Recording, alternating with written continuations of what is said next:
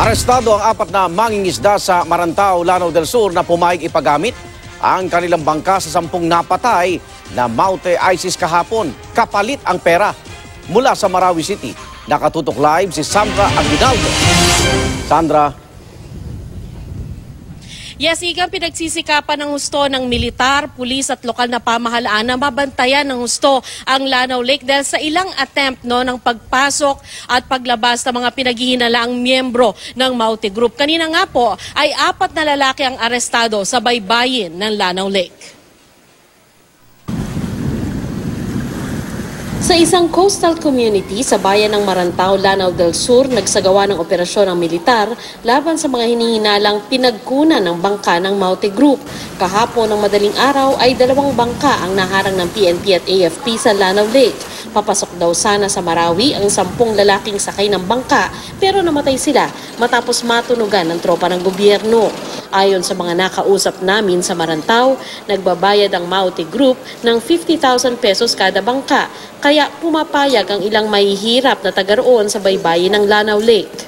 In Lanao Lake, we try to shield it so that they cannot go out anymore. Nag-reposition sila. And we are trying to shield off yung possible exit and entry points. 4 na suspect ang dinampot ng mga otoridad kaugnay dito dahil naaktuhan din umano silang gumagamit ng droga. Ayon sa AFP, na-recover ang mga sachet na shabu at isang baril mula sa kanila.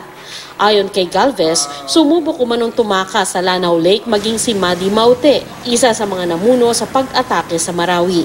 Nung time na nakuha natin si Madi, he was killed at the lake, si Madi. He want to try to escape. Nagkasunog naman alas 10 kagabi sa Kalye Bisaya, Barangay Dato Sabir sa Marawi. 50 bahay ang natupok. Ayon sa Bureau of Fire Protection sa Marawi, pabahay ito para sa mga staff ng Amay Pakpak Hospital.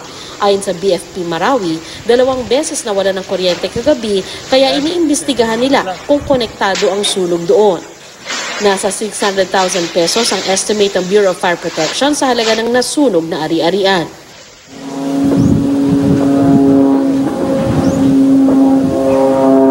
Patuloy naman ang matinding bakbakan ng militar at Maute Group.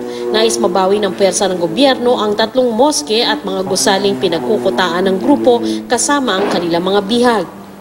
Nakapagpapabagal sa operasyon na hindi pwedeng bombahin ang mga moske at sa tindi naman ng bakbakan, may mga pumasok namang ligaw na bala sa Kapitolyo kagabi at ngayong araw. Kanina tinamaan ang isang SUV na nakaparada sa compound ng Kapitolyo.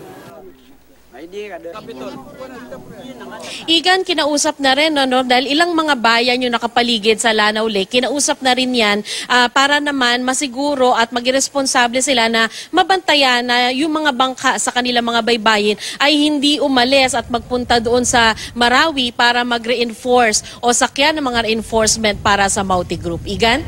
Maraming salamat, Sandra Aguinaldo.